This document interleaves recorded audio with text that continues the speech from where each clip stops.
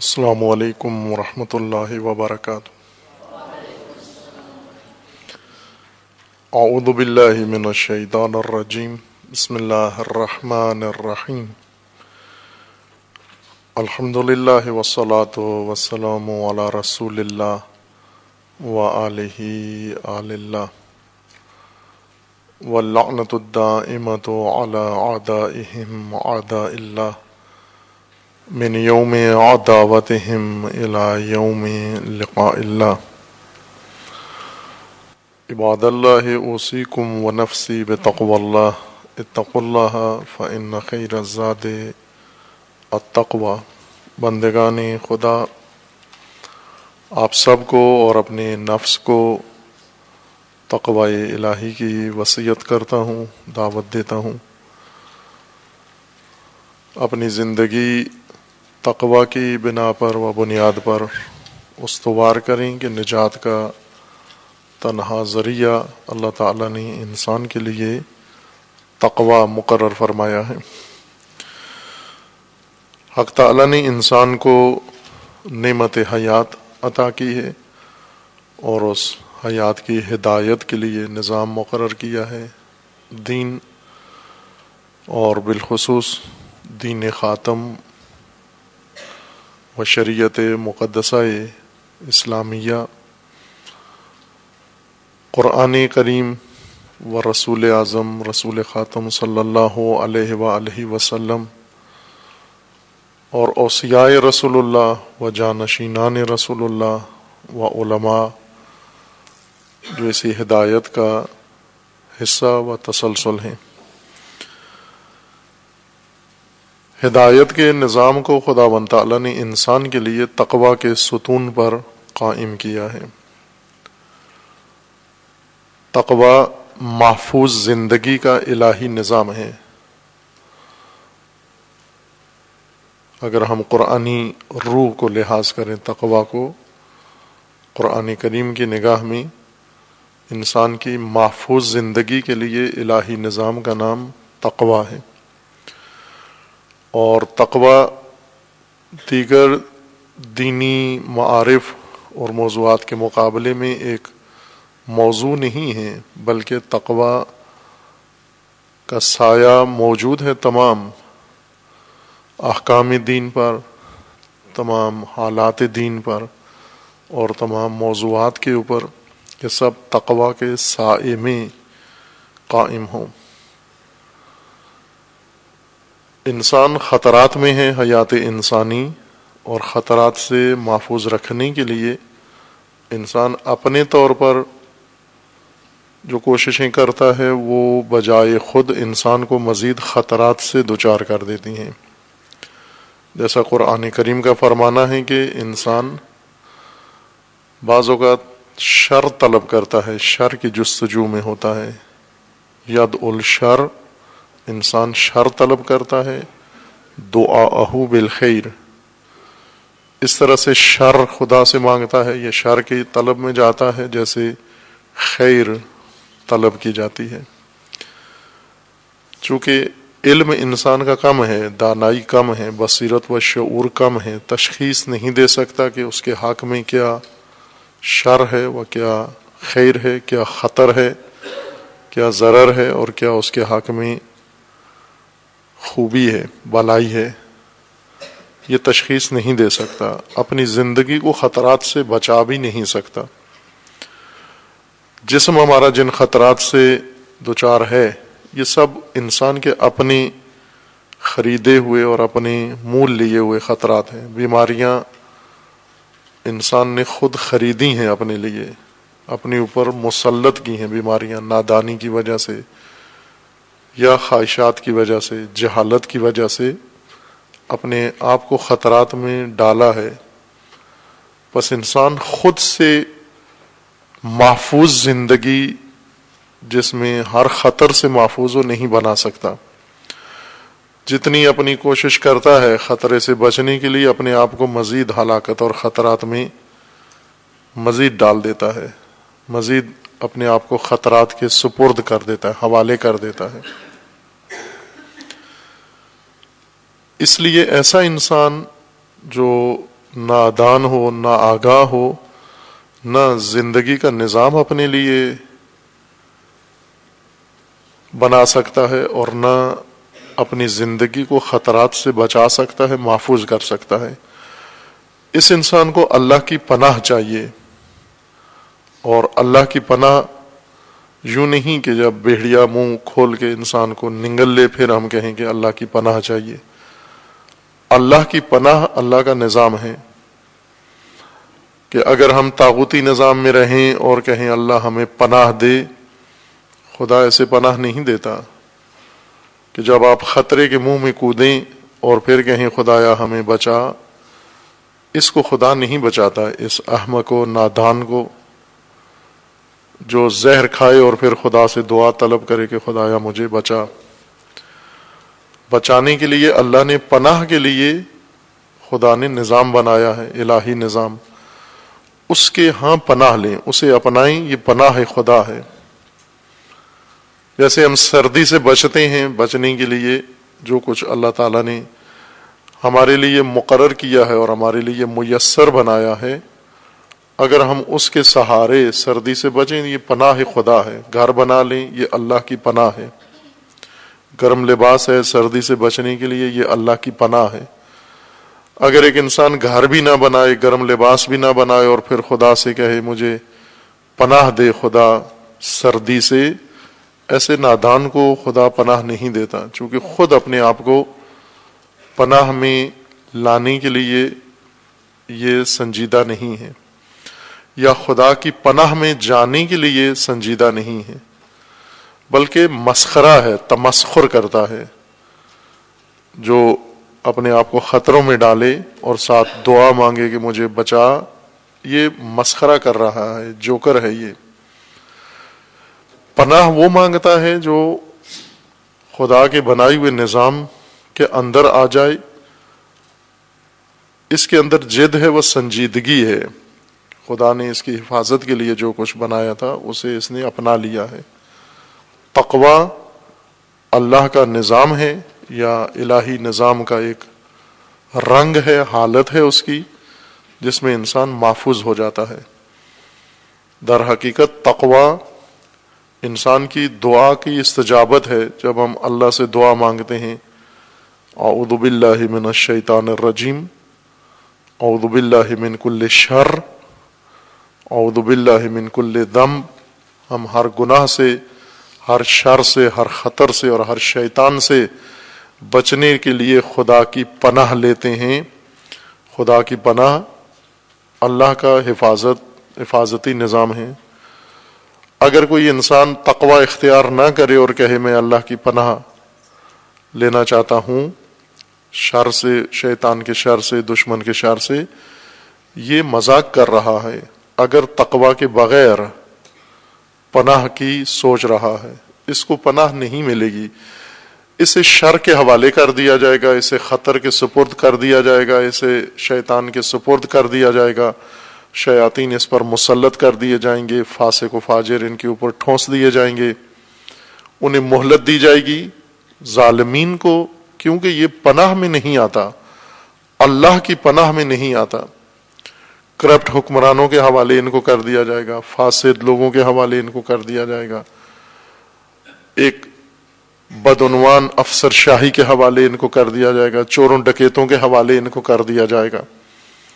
اس لیے کہ یہ چاہتے یہی ہیں، شر چاہتے ہیں، خطر چاہتے ہیں۔ خطر سے بچنے کے لیے اللہ نے جو اہتمام کیا ہے، انتظام کیا ہے، اس کا سہارا نہیں لیتے، بس انہیں خدا نے نہیں بچانا۔ یہ جو صرف راغب ہیں انہی کے حوالے خدا ان کو کر دیتا ہے۔ جس طرح ایک روایت میں ہے کہ اگر کوئی شخص خدا کو چھوڑ کر کسی بندے کا سہارا لیتا ہے تو خدا بھی اس شخص کو اسی بندے کے حوالے کر دیتا ہے اور اس کے ہاتھوں سے اسے رسوا کرتا ہے۔ جب انسان خدا پر توکل چھوڑ کے بندوں کی توکل کرے، بندوں کے اوپر، اللہ تعالیٰ بھی انہیں بندوں ہی کے حوالے کر دیتا ہے کہ اس کے ساتھ جو کرنا ہے کر لو۔ اگر شر خریدنا ہے، خطر خریدنا ہے اور اللہ کے نظام سے دور رہنا ہے تو خداوند تبارک و تعالیٰ ہمیں خطرات اور شرور لوگوں کے، شریر لوگوں کے حوالے کر دے گا، جس طرح کہ ابھی ہے ہم اس وقت شریر لوگوں کے سپرد کیے گئے ہیں۔ کیوں کیے گئے ہیں؟ چونکہ ہم نے خود شر سے بچنے کے لیے اللہ کے نظام کا سہارا نہیں لیا ہے، اور لینا بھی نہیں چاہتے، دور رہنا چاہتے ہیں، تقوی الہی کے اندر نہیں آنا چاہتے، اسے نہیں اپنانا چاہتے، نظام خدا سے دور رہ کر شر میں رہنا چاہتے ہیں، لیکن توقع اللہ سے ہے کہ ہم شر میں کودیں اور خدا یہاں بچائے ہمیں۔ یہ ناممکن ہے، یہ قانون خدا و سنت خدا کے خلاف ہے۔ قانون اللہ کا یہ ہے کہ جو شر چاہے گا اسے شر ملے گا، اور جو خیر مانگے گا اسے خیر کے حوالے کیا جائے گا، جو تقوی اختیار کرے گا اسے تقوی اطاعت کیا جائے گا، اور جو تغوی چاہے گا اسے طاغوتوں کے سپرد کر دیا جائے گا، طاغوتوں کے حوالے اس کو کر دیا جائے گا۔ خوب، آج ہم اپنے آپ کو یہ تسلی دیے ہوئے ہیں کہ ہم طغیانوں میں رہیں اور زبانی کلامی پناہ کی بھی باتیں کریں، تقوی کی بھی باتیں کریں، اور یہ ہمارے زبانی ورد ہمیں طغیانوں سے بچا لیں گے۔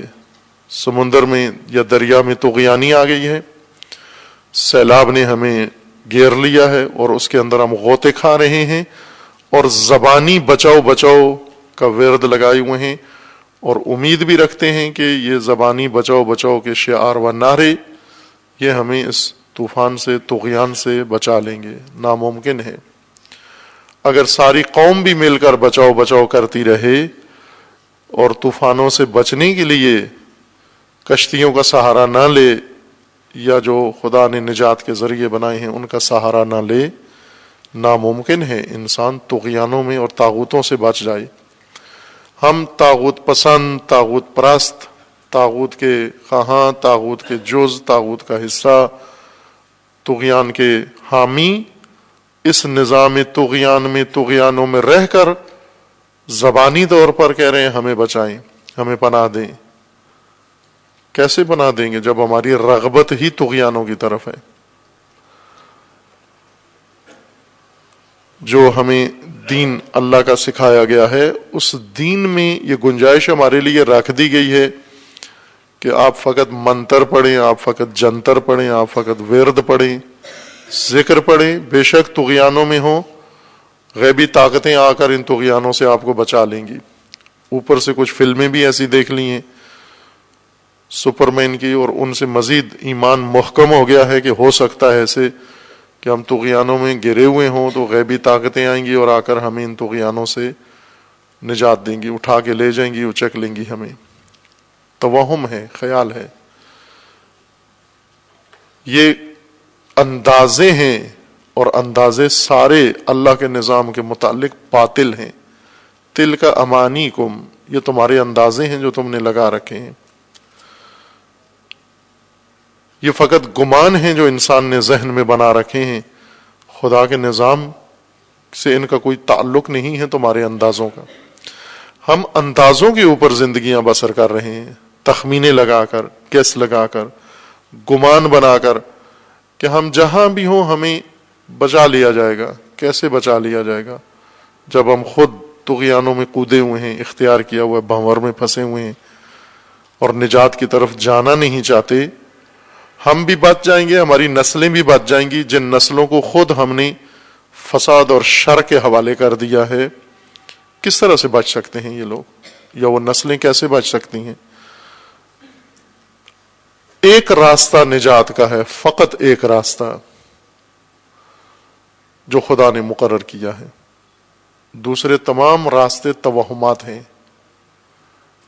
اس ایک راستے کے علاوہ کوئی اور نجات کا ذریعہ نہیں ہے ہمارے پاس سوائے الہی نظام کے۔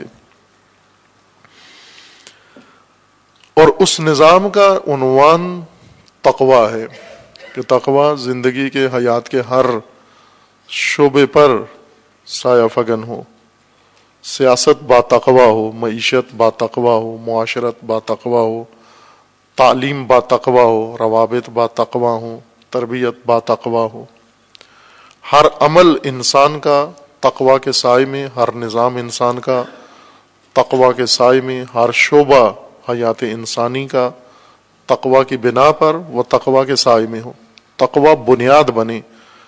جس طرح قرآن کریم کی یہ آیت جو پہلے پڑھ چکے ہیں ہم انہی خطبات کے اندر، کہ جو شخص اپنی بنیاد تقوی پر قائم کرتا ہے، افمن اسس بنیانہ علی التقوی ورضوان من اللہ، جو شخص اپنی بنیاد تقوی پر رکھتا ہے وہ رضائے خدا پر رکھتا ہے، کیا اس شخص کی مانند ہے کہ جس نے اپنی زندگی کی بنیاد تقوی پر رکھی ہے، طغیان پر رکھی ہے، سرکشی پر رکھی ہے، تقوی کے اوپر نہیں رکھی؟ کیا یہ دونوں برابر ہیں؟ بلے ہماری تہذیب میں برابر ہیں، جنہوں نے اپنی حیات تقوی پر قائم کی ہے اور جنہوں نے اپنی حیات تغوی پر قائم کی ہے.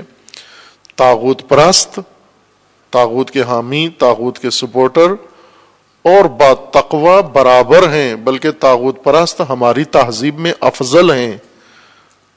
اس لیے قرآن نے مذمت کی ہے کہ کیا فیصلے کرتے ہو. یہ کس طرح سے آپ سمجھتے ہو کہ افمن کان مومنن کا من کان فاسقا، فاسق و مومن برابر ہیں تمہارے نزدیک؟ بلے ہماری تہذیب میں برابر ہیں، بلکہ فاسق افضل ہیں، بہتر ہیں مومنوں سے. ہماری تہذیب اور کہتی ہے، ہمارا دین کچھ اور کہتا ہے. دین کے اندر مومن و فاسق نابرابر ہیں، چونکہ مومن برتر ہے فاسق سے، لیکن جس تہذیب میں ہم ہیں اس میں فاسق و مومن برابر ہیں، بلکہ فاسق افضل ہے مومن سے. کتنی الٹ تہذیب ہے، اور دونوں ہم نے اپنائے ہوئے ہیں. دین بھی اپنایا ہوا ہے اور تہذیب بھی اپنائی ہوئی ہے. دین اور بتا رہا ہے، تہذیب کچھ اور بتا رہی ہے، اور ہم دونوں سے متمسک ہیں، دونوں سے ہم نے اعتصام کیا ہوا ہے. دین کو بھی نہیں چھوڑتے، تہذیب کو بھی نہیں چھوڑتے، اور اس بیچ میں گمان کرتے ہیں کہ افضل درجات بہشت کے ہمیں نصیب ہوں گے. یہ توہمات ہیں، یہ اندازے ہیں، یہ گمان ہیں، اور گمان سارے باطل ہیں و غلط ہیں. جو لوگ مقام تقوی پر فائز ہو جاتے ہیں انہیں قرآن نے متقی کہا ہے. جو محفوظ زندگی میں آ گئے، جنہوں نے الہی نظام اپنا لیا ہے اور اپنی زندگی کا منشور تقوی کو بنا لیا ہے، اپنی پہچان بنا لی، تقوی متقی کے طور پر جانے جاتے ہیں. ہر ایک کی ایک پہچان ہے. بعضوں کی پہچان ان کے پیشے کے لحاظ سے ہے، بعضوں کی پہچان ان کی عادتوں کے اعتبار سے ہے، بعضوں کی پہچان ان کی قوم و نسب ہے، بعضوں کی پہچان ان کا عمل ہے، بعضوں کی پہچان ان کا منصب ہے، کوئی ڈگری ہے. قرآن فرماتا ہے تمہاری پہچان تقوی ہو، تمہاری پہچان تقوی ہو، متقی کہا جائے تمہیں. اور جب متقی کو، تقوی کو اپنی پہچان بناؤ گے، متقی بن جاؤ گے، یہاں سے پھر مقام و مرتبہ متقین کا قرآن ذکر فرما رہا ہے کہ اگر متقی بن گئے تو تمہارا مقام کیا ہوگا، مرتبہ کیا ہوگا، حاصل کیا ہوگا، انجام و فرجام کیا ہوگا تمہارا. اس سلسلے کی آیات ان خطبات میں محل لباس تھیں، جن میں آج سورہ زمر کی آیت 57 کو بیان کرنا ہے. سورہ مبارکہ زمر کی آیت میں، آیت 57 میں ہے، او تقول لو ان اللہ ہدانی لکنت من المتقین. لیکن یہ آیت سمجھنے کے لیے ہمیں پورا آیت کا سیاق پورا مشاہدہ کرنا پڑے گا، جس سیاق کے اندر یہ آیت واقع ہوئی ہے. سیاق سے مراد اس سے پہلے کی آیات اور اس کے بعد کی آیات، جس پیرائے میں آیت آئی ہے اور اپنا پیغام دے رہی ہے، سیاق کے اندر ہے. آیات 53 سے یہ سیاق آیات شروع ہوتا ہے. قل یا عبادی الذین اسرفوا علی انفسہم. یہ خطابات قرآنی قل سے جو شروع ہوتے ہیں، اس کا مطلب یہ ہے کہ یہ منفعت عامہ کی بات ہے، اسے عام کرنا ضروری ہے. قل، رسول اللہ کو حکم ہے کہ آپ بتائیے، آپ کہہ دیں، آپ آگاہ کریں. لازم ہے سب کا اس بات سے آگاہ ہونا، اعلان عام ہے، صلہ عام ہے. یہ وہ بات نہیں ہے جو آپ اپنی ذات تک رکھیں یا اپنے مخصوص حلقے کے اندر رکھیں. قل یا عبادی، آپ کہیے بندگان خدا کو جو خدا کے بندے ہیں، یا عبادی الذین، اے میرے وہ بندو، الذین اسرفوا علی انفسہم، جنہوں نے تجاوز کیا ہے، حد خدا پھلانگی ہے، توڑی ہے، اسراف کیا ہے. اسراف مقررہ حد سے آگے بڑھ جانا ہے. تعدی اور اسراف مشابہ یا قریب قریب ہیں معنی ان کے. حد آخری خط لائن جہاں پر مومن کو رک جانا ہے، اسے آگے قدم نہیں رکھنا، اسے آگے بات نہیں کرنی، اسے آگے نگاہ نہیں دوڑانی، اسے آگے تجاوز نہیں کرنا، اس حریم کے اندر، حد کے اندر رہنا ہے. جتنے بھی احکام خدا ہیں، حلال و حرام، واجب و مستحب، یہ سب حدود ہیں اللہ کی. ان حدود سے آگے نہیں بڑھنا. تلک حدود اللہ، یہ حدیں ہیں. فلا تعتدوها، ان حدود کو پھلانگنا نہیں ہے، ان کو توڑنا نہیں ہے. اگر توڑ دیا اس صورت میں تم ظالم بن جاؤ گے.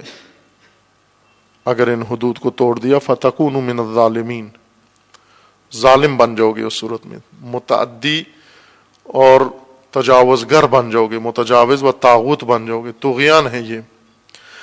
اسراف بھی اسی معنی میں استعمال ہوتا ہے. اسراف یعنی حد سے آگے چلے جانا، ضرورت سے آگے چلے جانا.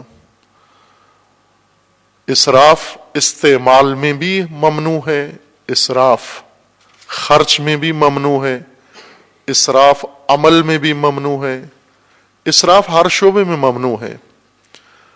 استعمال میں اسراف ممنوع ہے. آپ اتنی اشیاء استعمال کریں جتنی ضرورت ہے آپ کی. روزمرہ کی اشیاء، کھانا اتنا پکائیں جتنی ضرورت ہے آپ کی، اتنا کھائیں جتنی ضرورت ہے آپ کی. پانی اتنا استعمال کریں جتنی ضرورت ہے آپ کی.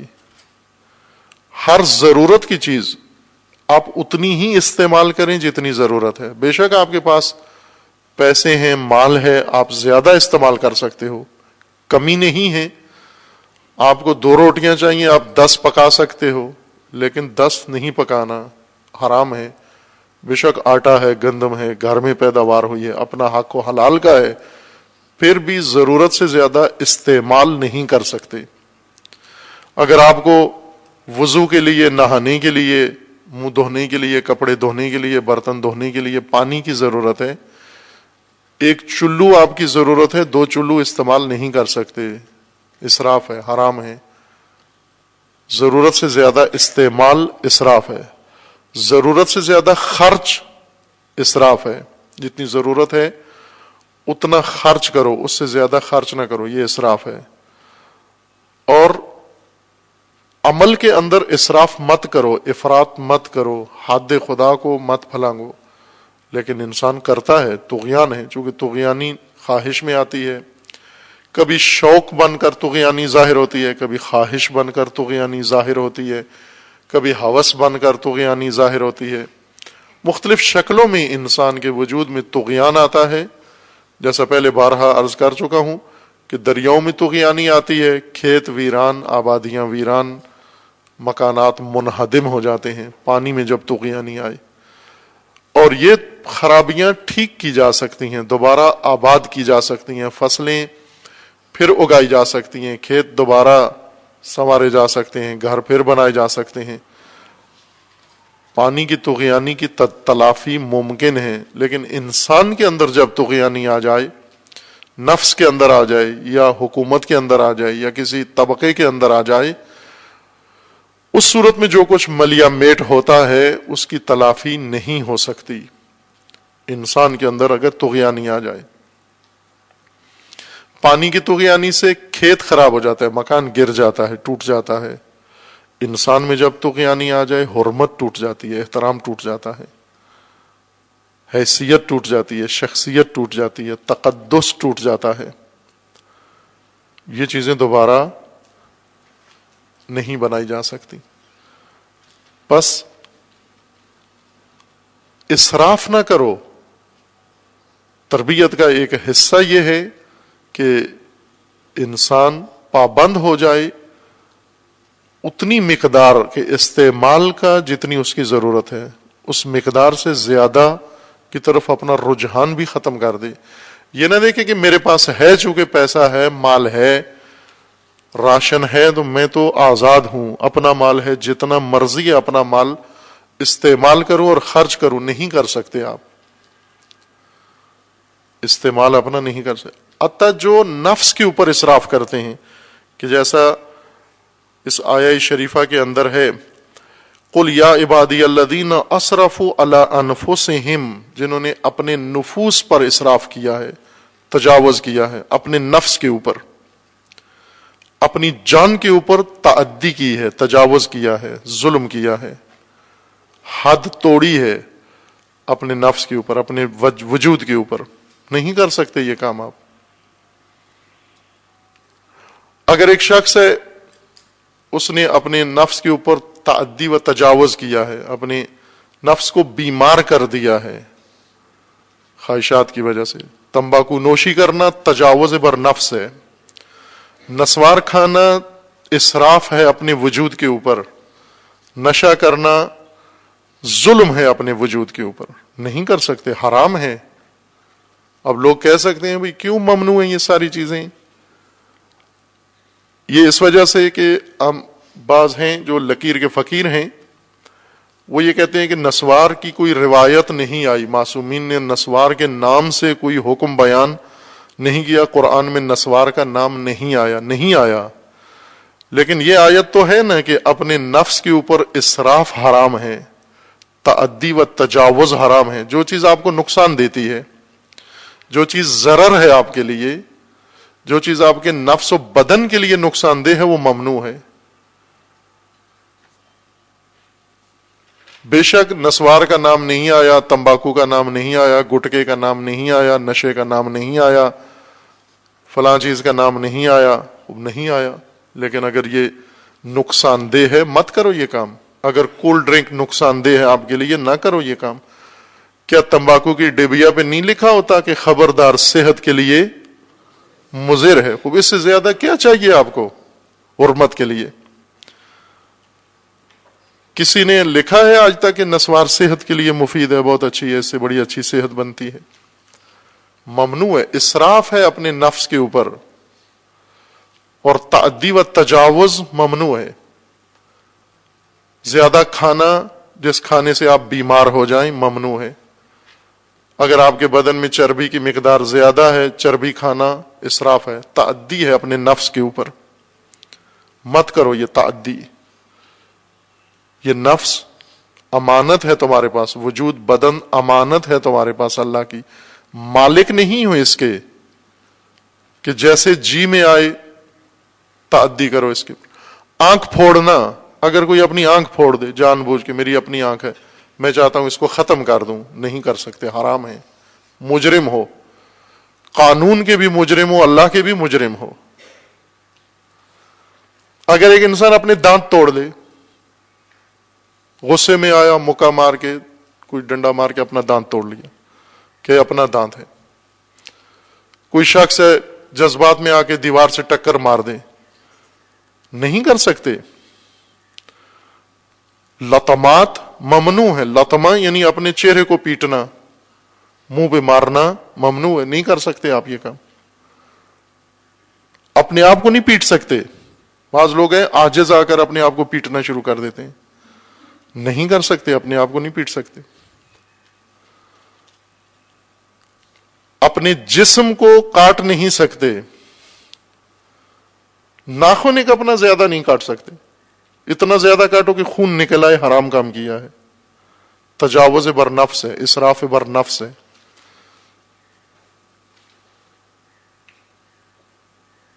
یوں تو نہیں کہ جسم ہمارا ہے، ہم جو مرضی ہے اس کے ساتھ کریں. قل یا عبادی الذین اسرفوا علی انفسہم، اے میرے بندو جنہوں نے اپنے نفس کے اوپر تجاوز کیا ہے، اسراف کیا ہے، اپنے اوپر اسراف کیا. لا تقنطوا من رحمت اللہ، مایوس مت ہو اگر حدیں ٹوٹ گئیں کسی وجہ سے، خواہشات میں، طغیانی میں، حدود خدا پھلانگ دی ہیں، مایوس نہ ہو، قنوطیت اختیار مت کرو، قانت مت بنو. لا تقنطوا من رحمت اللہ، یاس و نا امیدی بڑا جرم ہے، ایک حد توڑی ہے، اب نا امید نہ ہو آپ. ان اللہ یغفر الذنوب جمیعا، خدا غفور ہے، رحیم ہے، تمام گناہ معاف کر دے گا. بعض اس وجہ سے معاف کر دے گا چونکہ تمہارے کچھ اعمال بہت اچھے ہیں، ان کی وجہ سے کچھ گناہ معاف ہو جائیں گے ان اعمال کی وجہ سے. کچھ حسنات ایسے ہیں جن کی وجہ سے سیئات خود محو ہو جائیں گی. ان الحسنات یذہبن السیئات. اور کچھ گناہ ایسے ہیں جو خدا اپنی رحمت و مغفرت کی وجہ سے معاف کر دے گا، کیونکہ وہ خالق ہے، رب ہے، کریم ہے، رب رؤوف ہے، اس وجہ سے معاف کر دے گا. اور کچھ گناہ ایسے ہیں جو توبہ سے معاف ہوں گے، توبہ اگر نہیں کرو گے معاف نہیں ہوں گے. بس کوئی گناہ ایسا نہیں ہے، کوئی ظلم و تجاوز و تعدی ایسی نہیں ہے جو خداوند تبارک و تعالی معاف نہ کرے. ہر گناہ خدا معاف کر دے گا. بہت بڑے گناہ ہیں، شرک جیسا گناہ نعوذ باللہ اگر کسی نے کیا ہے، توبہ سے وہ بھی معاف ہو جاتا ہے. خدا سے معافی مانگو، معاف ہو جاتا ہے. قل، اے رسول، اے نبی، فرما دیجئے، کہہ دیجئے، پہنچا دیجئے، یہ بات سب کو بتا دیں، سب کو آگاہ کر دیں. یا عبادی الذین اسرفوا علی انفسہم، اے میرے وہ بندو جنہوں نے اپنے نفس کے اوپر اسراف و تجاوز کیا ہے. لا تقنطوا من رحمت اللہ، اللہ کی رحمت سے مایوس مت ہو، نا امید نہ ہونا. ان اللہ یغفر الذنوب جمیعا، خدا تمام گناہ معاف کر دے گا. انہ هو الغفور الرحیم، چونکہ وہ غفور و رحیم ہے. غفور و رحیم پروردگار سب معاف کر دے گا، بشرطی کہ تکرار نہ کرو، آگے نہ بڑھو، روک دو، یہیں رک جاؤ اور پناہ خدا میں آ جاؤ. جو کر چکے ہو پہلے وہ معاف ہو جائیں گے. وَأَنِيبُوا إِلَىٰ رَبِّكُمْ، توبہ کرو، انابہ کرو، رجوع کرو، لوٹ آؤ خدا کی طرف. معصیت کے عالم سے و وطن سے و گھر سے، گناہ سے اللہ کی طرف رجوع کرو، اپنے پروردگار کی جانب آ جاؤ. وَأَسْلِمُوا لَهُ، اور تسلیم ہو جاؤ اپنے پروردگار کے سامنے. اپنے سرکش نفس کو، طاغی نفس کو تسلیم کرو اللہ کے سامنے، تابع ہو جائے خدا کے سامنے. من قبل ان یاتیکم العذاب، اس سے پہلے کہ عذاب نازل ہو جائے، اس سے پہلے پہلے واپس آ جاؤ، لوٹ آؤ، اللہ کی طرف آ جاؤ، دامن رحمت خدا تھام لو. ثم لا تنصرون، چونکہ اگر عذاب الہی آ گیا پھر ختم مہلت تمہاری، پھر نہ توبہ کی گنجائش ہے، نہ واپسی کی گنجائش ہے، نہ نصرت کی گنجائش ہے، نہ شفاعت کی گنجائش ہے. اگر عذاب آ گیا، عذاب الہی سے کچھ کوئی بچا نہیں سکے گا تمہیں. یہ کفار کو نہیں کہا جا رہا. قل یا عبادی الذین اسرفوا علی انفسہم، اے میرے وہ بندو، میرے بندو جنہوں نے اسراف کیا ہے، تجاوز کیا ہے، حد خدا توڑی ہے. یہاں ہم یہ نہ کہیں کہ یہ آیات کفار کو خطاب کر رہی ہیں، مشرکین کو خطاب کر رہی ہیں. یا عبادی الذین اسرفوا علی انفسہم، جنہوں نے اپنی نفوس پر تجاوز کیا ہے، تعدی کی ہے. وَاتَّبِعُوا أَحْسَنَ مَا أُنزِلَ إِلَيْكُم مِّن رَّبِّكُمْ، اور پیروی کرو احسن ما انزل الیکم من ربکم، جو کچھ حسین و خوبصورت نظام اللہ نے تمہارے لیے نازل کیا ہے، جو فرمان اللہ نے نازل کیا ہے، جو حکم اللہ نے نازل کیا ہے، جو دین اللہ نے نازل کیا ہے اور حسین و زیبا و خوبصورت ہے، اس کی پیروی کرو.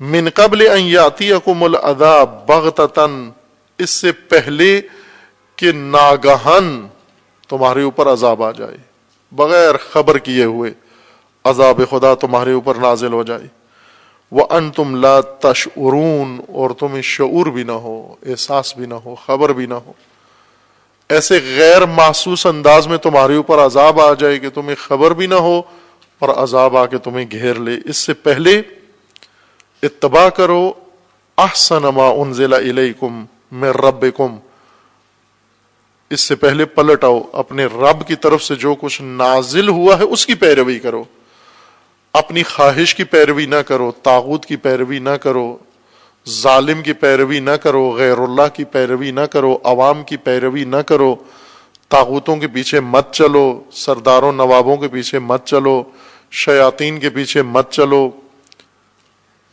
اس طغیان کے نظام کے پیچھے مت چلو۔ اتبعوا ما انزل الیکم احسن ما انزل الیکم، یہ جو بہترین نظام اللہ نے بنایا ہے اس کی پیروی کرو۔ وَأَنْتُمْ لَا تَشْعُرُونَ، چونکہ تمہیں خبر نہیں ہوگی، شعور نہیں ہوگا، آگاہ نہیں ہوں گے اور تمہارے اوپر عذاب آ جائے گا۔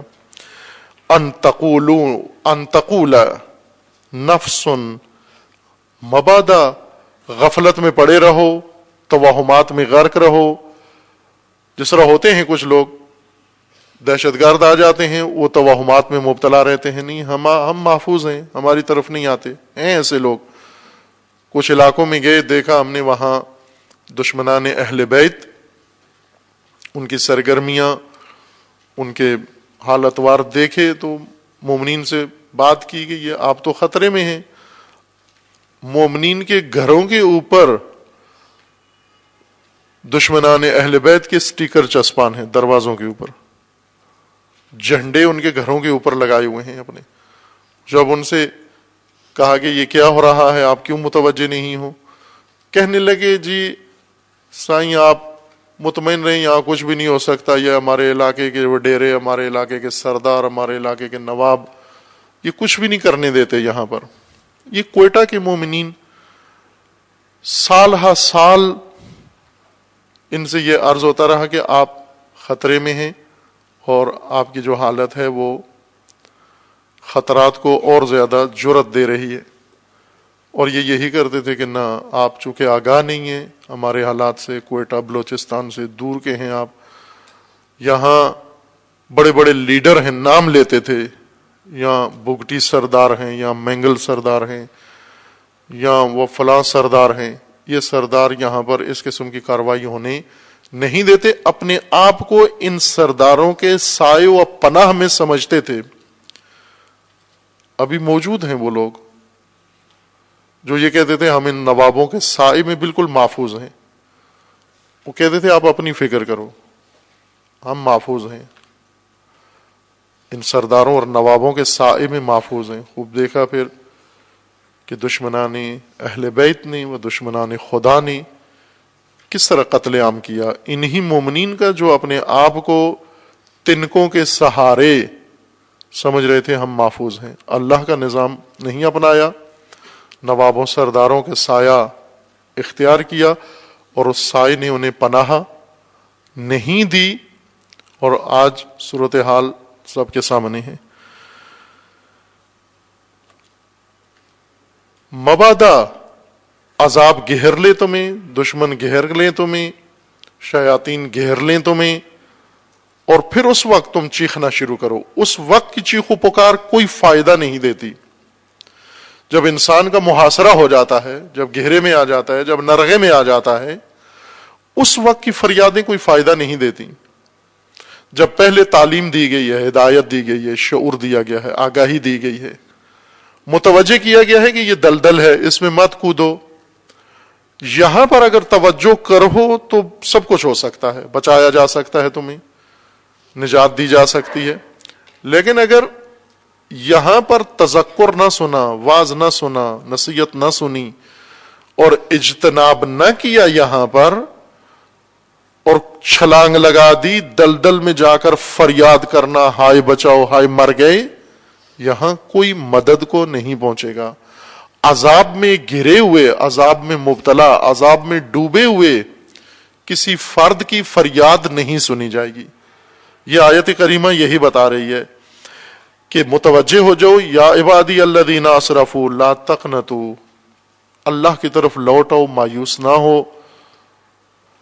ایسا نہ ہو کہ غفلت میں یا اسی گناہ کی حالت میں اور طاغوت پرستی میں اور گمراہی کے راہوں پر مصر رہو، ہٹ درمی دکھاؤ، اور اس ہٹ درمی کے نتیجے میں اس دلدل میں ڈوب جاؤ، غرق ہو جاؤ، اور غرق ہوتے ہوئے پھر فریادیں کرو. ان تقولا، تاکہ یہ کہو، نفسن، کوئی نفس یہ کہے، یا حسرتا علی ما فرطت فی جنب اللہ، ہائے افسوس، وائے افسوس، یہ کیا میں نے تجاوز کیا، یہ کیا میں نے گناہ کیا، یہ کیا میں نے تعدی کی بارگاہ خدا میں. فی جنب اللہ، خدا کے پہلو میں، خدا کی بارگاہ میں، خدا کے سامنے، خدا کی جناب میں یہ کیا کیا میں نے. یا حسرتا، ہائے افسوس، ہائے حسرت، ہائے واویلا، اب کیا نازل ہو گیا ہمارے سروں پر. اگر کسی نفس نے اس وقت عذاب آنے کے بعد یہ فریاد کی، بے اثر ہے یہ فریاد، یہ نہیں سنی جائے گی. بے شک روتے رہو، چیختے رہو، فریادیں کرتے رہو، چونکہ فریادیں سننے کا وقت گنوا بیٹھے ہو، پکار کا وقت گنوا بیٹھے ہو. ان تقولا، مبادا کوئی نفس اس وقت یہ کہے، نفس یا حسرتا علی ما فرطت فی جنب اللہ، ہائے افسوس، یہ کیا میں نے جناب خدا و بارگاہ خدا میں. وَإِن كُنتُ لَمِنَ السَّاخِرِينَ، ہائے افسوس، جب موقع تھا، جب مجھے متوجہ کیا جا رہا تھا، اس وقت میں ساخرین میں سے تھا، مسخرہ کرنے والوں میں سے تھا، مذاق اڑانے والوں میں سے تھا، ہنسنے والوں میں سے تھا، غیر سنجیدہ تھا، جد نہیں تھی میرے اندر، ساخر تھا. ساخر مسخرہ کرنے والا، جوکر، جو ہر چیز کو مذاق میں لیتا ہے. اسی کے لیے ہے یہ حسرت کرے گا. وَإِن كُنتُ لَمِنَ السَّاخِرِينَ، جناب خدا میں، بارگاہ خدا میں میں افراط کرتا رہا، تجاوز کرتا رہا، تعدی کی میں نے، اور مسخرہ کرتا رہا، غیر سنجیدہ پن تھا میرے اندر. او تقولا، یا پھر کوئی نفس جناب خدا میں، بارگاہ خدا میں افراط کر کے، اسراف کر کے، اسراف و افراط کے بعد جب عذاب آ جائے، نابود ہونا شروع ہو، اس وقت یہ کہے، لو ان اللہ ہدانی لکنت من المتقین، اگر خدا نے ہدایت کی ہوتی میں بھی متقی ہوتا. وہ کی تھی خدا نے ہدایت، اس حسرت کی گنجائش نہیں ہے. یہ کہے گا لو ان اللہ ہدانی، یعنی اس دن متقین کو نجات یافتہ دیکھے گا، اس کی حسرت و افسوس میں اور اضافہ ہوگا. اور اس وقت یہ کہے گا کہ اے کاش مجھے بھی ہدایت کی جاتی، مجھے بھی بتایا جاتا، مجھے بھی سمجھایا جاتا، میں بھی ہدایت پا لیتا، میں بھی متقی بن جاتا. خوب یہ کہنے کی، یہ فریاد نہیں سنی جائے گی. کیوں؟ اس لیے کہ مسخرے کو پتہ نہیں ہے کہ اس کو بتایا گیا تھا، اس مسخرے کو بتایا گیا تھا، اس جوکر کو بتایا گیا تھا، سنجیدہ نہیں تھا، سیریس نہیں تھا، اس نے سنجیدگی سے اللہ کے فرمان و خطاب کو سنا ہی نہیں ہے، اور آج یا حسرتا کہہ رہا ہے.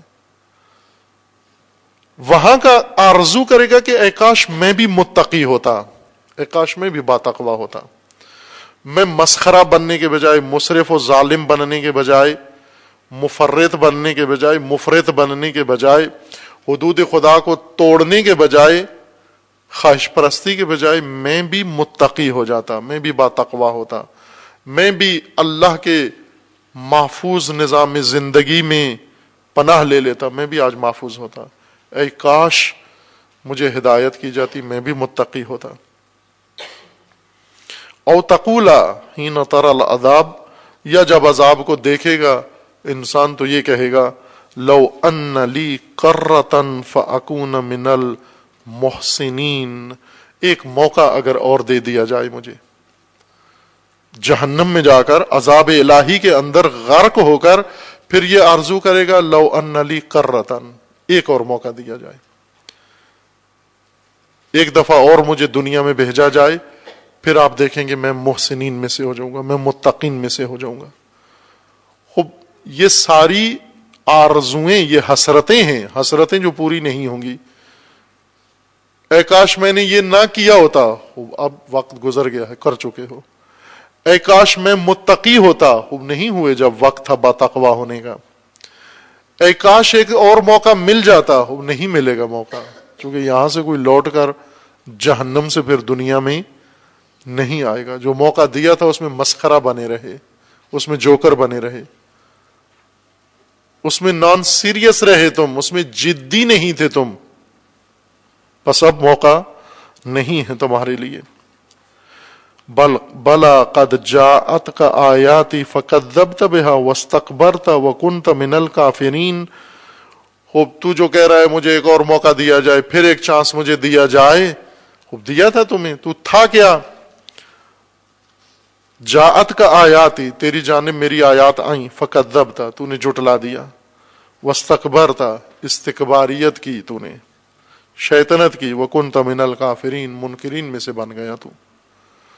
اب کہہ رہا ہے مجھے پھر ایک موقع دیا جائے، وہ مجرم کو پھر موقع دیا جائے، جیلوں سے مجرم آزاد ہو کے آتے ہیں، ان کو موقع دیا جاتا ہے، دوبارہ بڑے جرائم کرتے ہیں۔ عذاب الہی سے نجات پا کے کوئی آ نہیں سکتا۔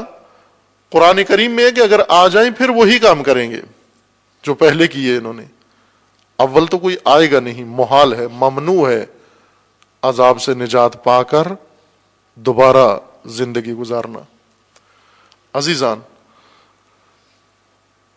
زندگی ایک دفعہ ہے، حیات ایک دفعہ ہے، دوبارہ نہیں ملنی۔ اس کے اندر اسراف، افراط، تعدی و ظلم نہ کریں اپنی ذات کے اوپر، اپنے آپ کو عذاب کا ایندھن نہ بنائیں، جہنم کا ایندھن نہ بنائیں۔ اور جو گمان ہیں نجات کے، وہ گمان نہیں بچائیں گے ہمیں، جیسے دنیا میں یہ گمان نہیں بچا رہے۔ میں نے پہلے خطبے میں اشارہ کیا تھا، جیسے پاکستان کے مومنین پہلے گمانوں میں تھے، ہمیں سیاسی پارٹیاں بچائیں گی، ہمیں نواب بچائیں گے، ہمیں سردار بچائیں گے، ہمیں لیڈر بچائیں گے، ہمیں فلاں۔ کسی نے بھی نہیں بچایا، کسی نے افسوس تک نہیں کیا ان کے لیے، بلکہ ان کے قتل عام کو کوئی گناہ ہی نہیں سمجھتا، دہشت گردی نہیں سمجھتے۔ شیعہ کے قتل عام کو پاکستان میں کوئی بھی جرم نہیں سمجھتا، اور یہی ہندوستانیوں کے ذہن میں یہ گمان ہے۔ ہندوستان کے لوگ یہ گمان کرتے ہیں ہمیں یہ سیاسی پارٹی کے سائے میں رہیں ہم بچ جائیں گے، اس سیاسی پارٹی کے سائے میں رہیں ہم بچ جائیں گے۔ سایہ نشینی میں نجات سمجھتے ہیں اور دین اپنانے میں نجات نہیں سمجھتے، ہدایت الہی لینے میں نجات نہیں سمجھتے۔ سایوں میں رہنا، طاغوت کے سائے میں رہنا نظر آتا ہے بچ سکتے ہیں، اور نورانی نظام ولایت کے سائے میں رہنا پسند نہیں کرتے۔ کتنی جہالت ہے، کتنی دوری ہے یہ ہمارے اندر۔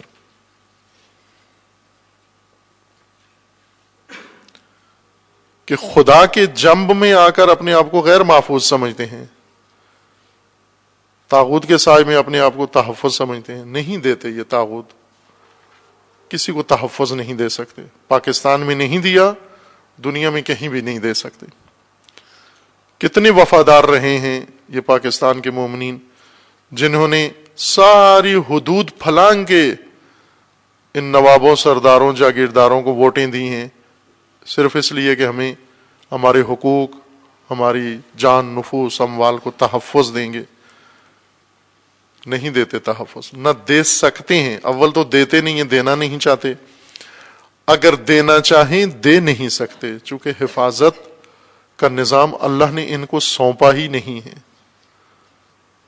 یہ فقط اقتدار کے تشنا ہیں، اقتدار کے بھوکے ہیں، آپ کی ووٹوں کے فقط بھوکے ہیں، آپ کے لیے کچھ کر نہیں سکتے۔ کیسے ممکن ہے یہ آپ سے آٹا لے کے آپ کو پراٹھا بنا کے دیں؟ اس خوش فہمی میں ہم مبتلا ہیں کہ آئیں فلاں کے ہاں جاتے ہیں پراٹھے کھائیں گے، آٹا اپنا لے کے جاتے ہیں، اس کو دیتے ہیں، آٹا ہم دیں گے. یہ تو خود گدھا ہے جس کو آٹا ہم دیں. وہ ہمارے لیے کیا کر سکتا ہے جو خود بڑا گدھا ہے؟ اللہ کا نظام اپنائیں. تقوی اللہ کا حفاظتی نظام ہے انسان کی زندگی کے لیے، اور اس سے باہر حفاظت توہم ہے، گمان ہے. کوئی سایہ پناہ نہیں دے سکتا سوائے تقوی کے.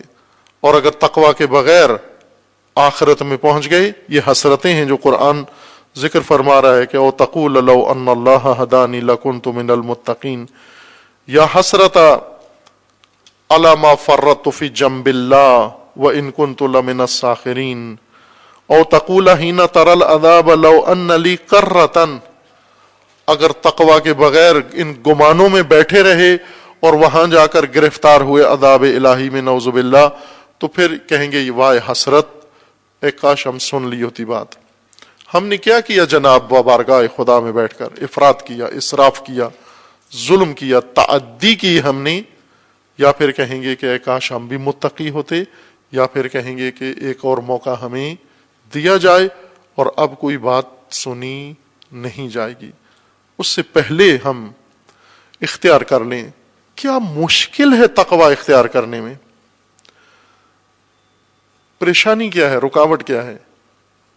کچھ بھی نہیں ہے سوائے نفس کے. بعض بزرگان کے بقول، علماء کے بقول، علماء معرفت و تربیت کے بقول، کہ بہشت تک پہنچنے میں، بلکہ بہشت سے بالاتر اللہ تک پہنچنے میں فقط ایک قدم انسان کو اٹھانا ہے. ایک قدم کا فاصلہ ہے،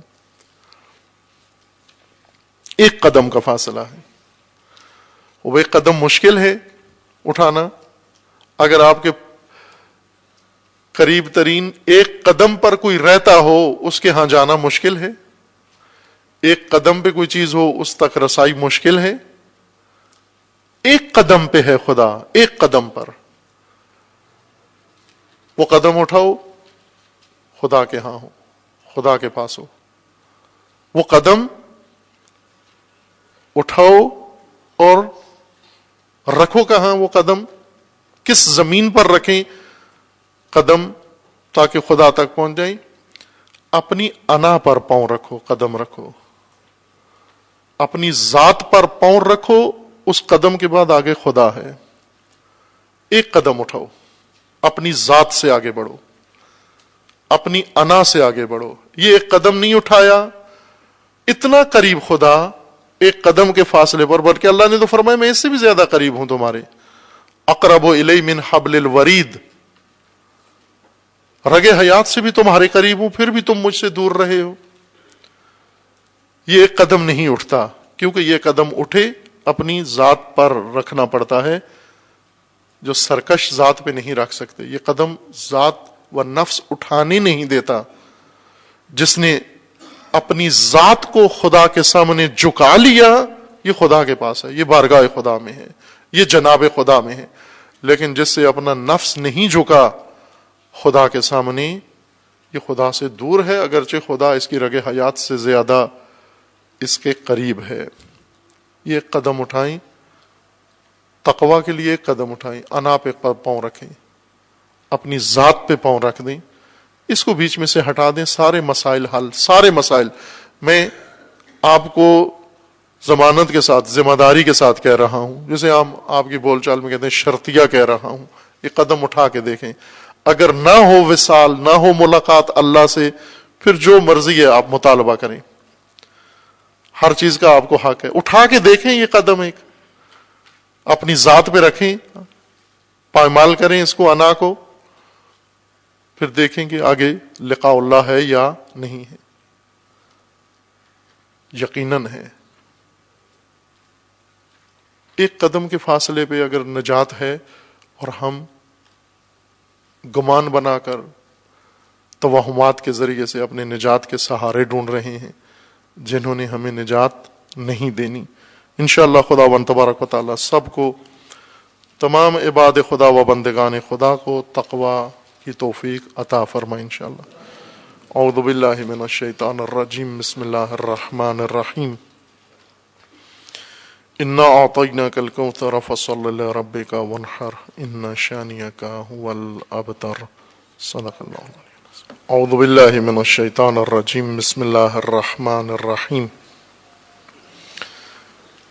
الحمد للہ والصلاة والسلام علی رسول اللہ وآلہ آل اللہ لا سیما علی امیر المؤمنین علی ابن ابی طالب علیہ الصلاۃ والسلام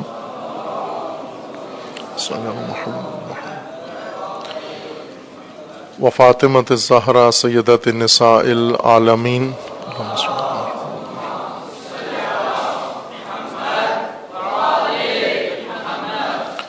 والحسن والحسین سیدی شباب اہل الجنہ وصبتی الرحمہ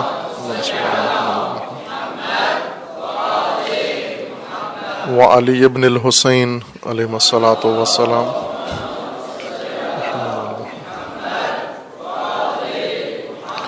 ومحمد ابن علی اللہم صل علی محمد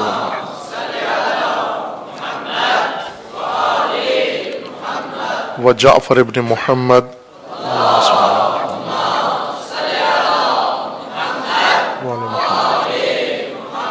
وموسیٰ ابن جعفر اللہم صل علی محمد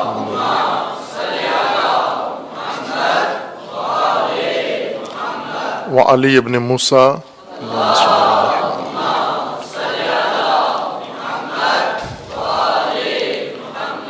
ومحمد ابن علی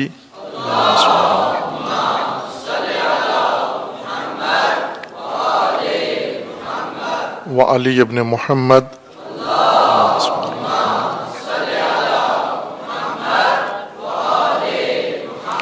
والحسن ابن علی اللہم صل علی محمد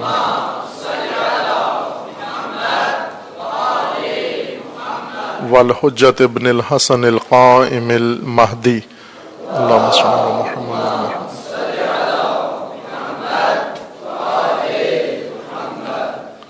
حجج اللہ علی عبادہ و امناؤہ فی بلادہ واللعن علی اعدائہم اجمعین من الآن الى قیام یوم الدین.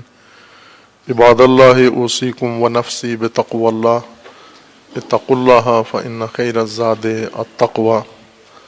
بندگان خدا، آپ سب کو اور اپنے نفس کو تقوی الہی کی وصیت کرتا ہوں، تقوی الہی کی دعوت دیتا ہوں.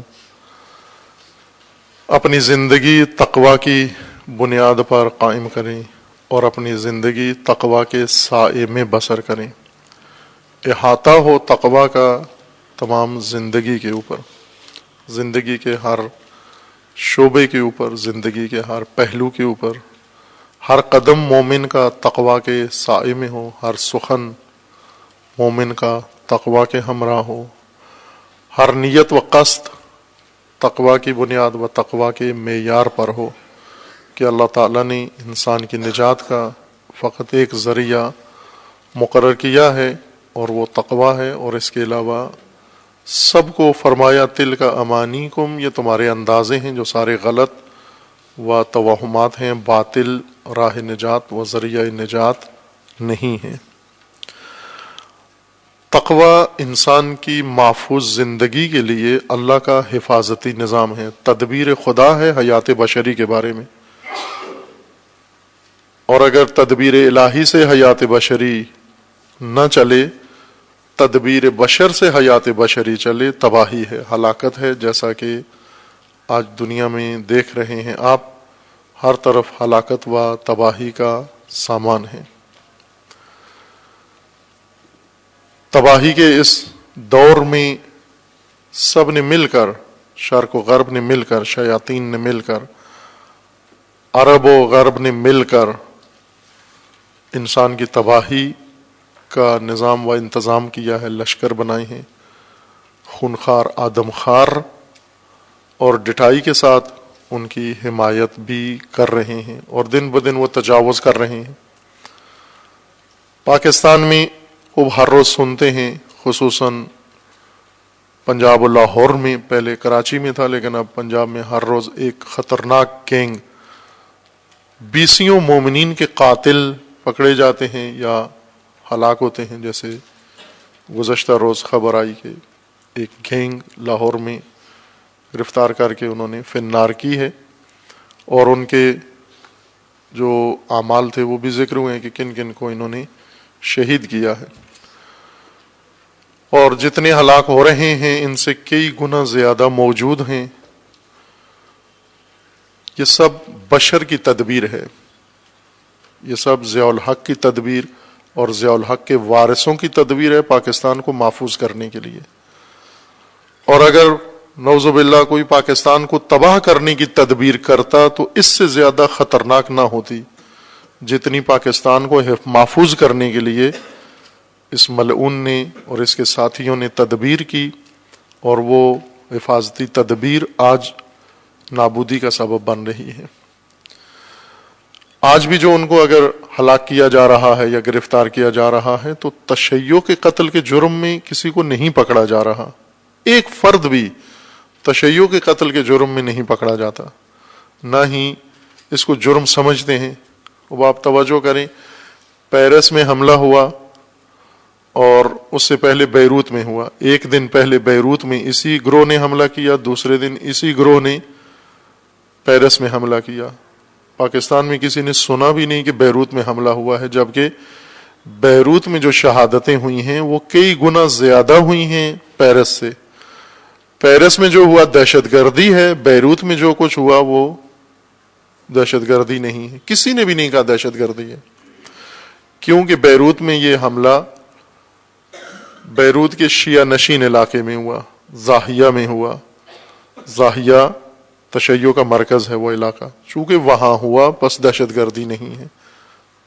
کیا داعش نے ہے، انہی نے کیا جنہوں نے پیرس میں کیا. پیرس کے حملہ دہشت گردی ہے، انسانیت پر حملہ ہے، بشریت پر حملہ ہے. بیروت پر حملہ نہ، یہ ان کا حق دفاع ہے جو ان کو کرنا چاہیے، ٹھیک ہوا ہے. اس حد تک جنایت کار ہیں دنیا میں کہ تشیع کے قتل کو نہ دہشت گردی میں نہ جرم میں شمار کرتے ہیں. پاکستان میں بھی ایسا ہی ہے. جب یہ خطرہ ثابت ہوتے ہیں، حکمرانوں کے لیے خطرہ ثابت ہوتے ہیں، اپنے اربابوں کے لیے، اس وقت ان کو گھیرتے ہیں، ان کو مارتے ہیں. باہر کیف جس بہانے سے بھی یہ شر کم ہو غنیمت ہے، لیکن اس سے یہ خوش فہمی پیدا نہ ہو کہ یہ ختم ہو جائیں گے، چونکہ جتنے ختم ہوتے ہیں اس سے کہیں زیادہ موجود ہیں. اب آپ نے دیکھا کہ ایک مجرم کو مارا، اس کے جرم میں پنجاب کے وزیر داخلہ کو انہوں نے شہید کر دیا، شجاع خان زادہ کو. اور اس ظلم کے پاداش میں جو قاتل تھے، مجرم تھے، وہ ابھی تک محفوظ ہیں. کیونکہ وزیر داخلہ نے، پنجاب کے مقتول وزیر داخلہ نے شروع کیا تھا ان کے خلاف کام کہ ان کا صفایا کیا جائے، تو اسی کو راستے سے ہٹا دیا گیا. بس ہیں، موجود ہیں، قوی ہیں، جہاں چاہتے ہیں حملہ کر دیتے ہیں. اور جب اوپر والوں کے لیے خطرہ بنتے ہیں پھر کسی حد تک انہیں کنٹرول کیا جاتا ہے. یہ پاکستان کی حفاظت کا بشری نظام ہے جو ساری جماعتوں نے مل کر یا حامیوں نے مل کر بنایا تھا پاکستان محفوظ کرنے کے لیے. پرائیویٹ لشکر بنائے جائیں، جہادی لشکر بنائے جائیں، وہ جہادی لشکر جو ہر بھیڑیے سے زیادہ برے ثابت ہوئے پاکستان کے لیے بالخصوص، اور آج پوری دنیا میں پھیل کر ہر طرف تباہی پھیلا رہے ہیں. یہی حماقت ترکی نے کی ہے. ترکی، سعودی عرب اور قطر عالمی دہشت گردوں کے بڑے حامی ہیں. ترکی نے خصوصاً جو رول بدلا ہے، پہلے ترکی کو شوق تھا یورپی یونین میں جانے کا کہ ایشیا سے اپنا رابطہ کاٹ کے، چونکہ ترکی کا بڑا حصہ ملک کا ایشیا میں ہے، ایک چھوٹا سا ٹکڑا، ایک کونا اس کا یورپ کے اندر ہے، اور وہی کونا وہ سمجھتے ہیں ہمیں یورپی بنانے کے لیے کافی ہے. انہوں نے تہذیب یورپین اپنائی، کلچر یورپین اپنایا، ماحول یورپین اپنایا، سب کچھ بن گئے، لیکن یورپ نے انہیں قبول نہیں کیا. باہر کیف یہ موجودہ جو حکومت ہے عرصے سے 10-12 یا اس سے زیادہ عرصے سے قائم ہے، یہ وہ حکومت ہے جس کا سعودی عرب سے تعلق ہے. یہ وہی لوگ ہیں جو سعودی عرب میں ملازم رہے ہیں.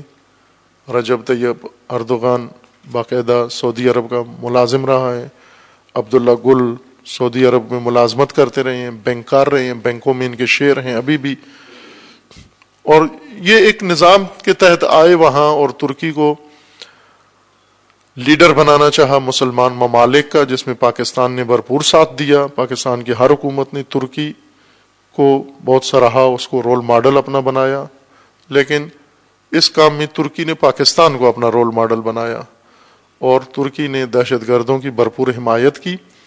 آخری جرم جو ترکی نے انجام دیا ہے وہ داعش کے مقابلے میں روسی جہاز پر حملہ کرنا ہے، کہ روس نے سوریا میں داعش کے ٹھکانوں کو نشانہ بنایا اور ترکی نے اس جہاز کو نشانہ بنایا جو دہشت گردوں کو نشانہ بنا رہا تھا۔